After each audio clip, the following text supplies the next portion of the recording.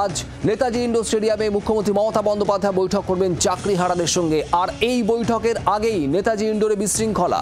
বৈঠকের পাস নিয়ে অশান্তি, দুপক্ষের মধ্যে অশান্তি। নেতাজি ইন্ডোরে আজ চাকরিহারাদের সঙ্গে বৈঠকে বসতে চলেছেন মুখ্যমন্ত্রী মমতা বন্দ্যোপাধ্যায়। 12টা নাগাদ এই বৈঠক শুরু হওয়ার কথা। মুখ্যমন্ত্রী মমতা বন্দ্যোপাধ্যায়ের কি আশ্বাস থাকে, কি বক্তব্য থাকে, সেদিকে তাকিয়ে রয়েছেন সমস্ত চাকরিহারারা, যাদের চাকরি গিয়েছে শীর্ষ আদালতের দায়ে।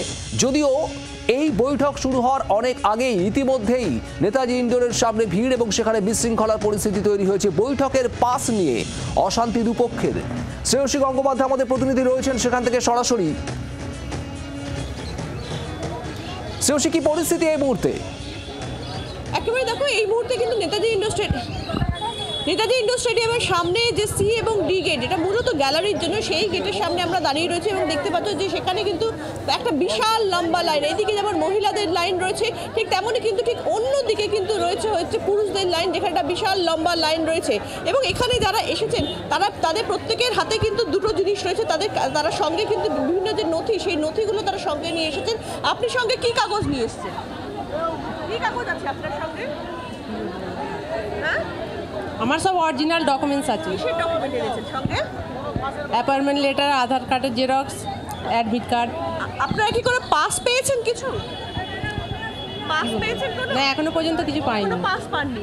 দেখো, এখানে এখানে যারা রয়েছেন তারা কিন্তু কোনো পাস পাননি এবং তারা কিন্তু এখানে তাদের যে অ্যাপয়েন্টমেন্ট লেটার এবং তাদের যে অ্যাডমিট কার্ড, এইগুলো তারা নিয়ে এসেছেন এখানে। এবং দেখতেই পাচ্ছ যে এক্ষেত্রে তাদের যে অ্যাপয়েন্টমেন্ট লেটার, যাবতীয় যা নথি, সেই নথিগুলো, অর্থাৎ তারাই যে চাকরি হারা সেই প্রমাণপত্র তারা সঙ্গে এনেছেন এবং সঙ্গে এনে এই মুহূর্তে তারা এখানে লাইনে দাঁড়িয়েছেন।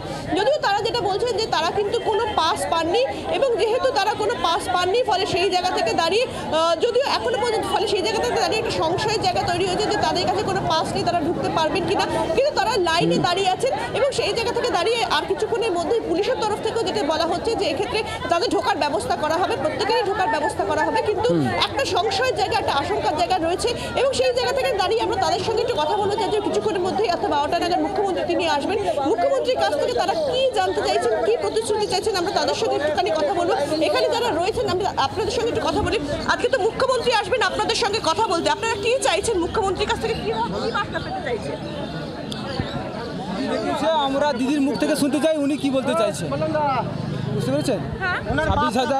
26,000 প্রার্থীকে ডেকেছে, উনি কি বলতে চাইছে আমরা ওনার মুখ থেকে শুনতে চাইছি, তার জন্য আমরা এসেছি আজকে।